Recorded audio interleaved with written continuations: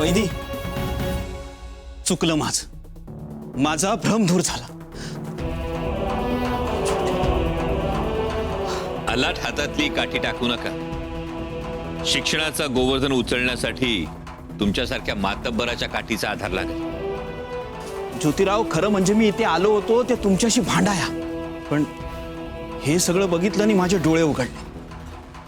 ज्योतिराव, आता माझं घर तुमचंच समजा. कोणाला मी तुमच्या आड येऊ देणार नाही.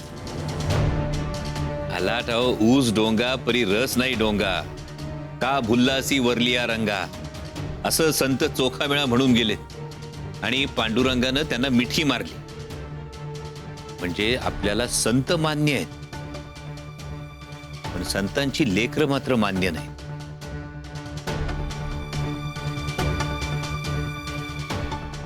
कारण जातीभेदामुळे द्वेषभाव उत्पन्न होतो. अस्पृश्यांना कधीही सन्मानाची वागणूक मिळू नये अशी तरतूद करून ठेवलेली आहे. अल्लाट आपल्या शाळेमुळे या अस्पृश्यांची अस्मिता जागी होईल. आपण कसे शोषणाचे शिकार झालो हे त्यांना समजेल.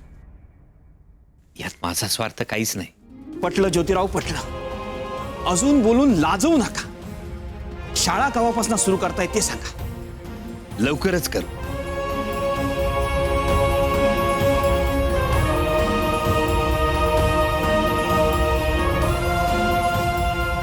हे बघा,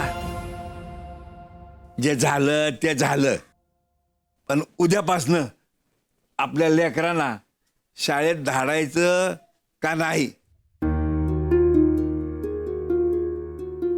काय विचार काय आहे तुमचा? काय म्हणलास?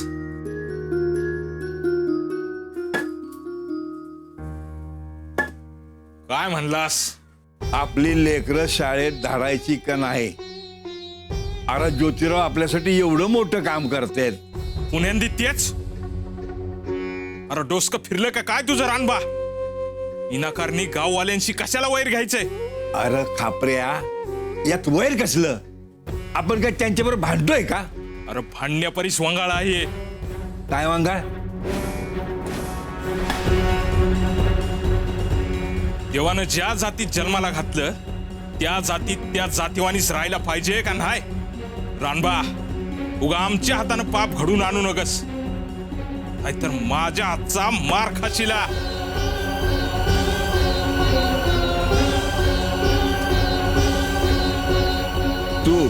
तू मला मारणार?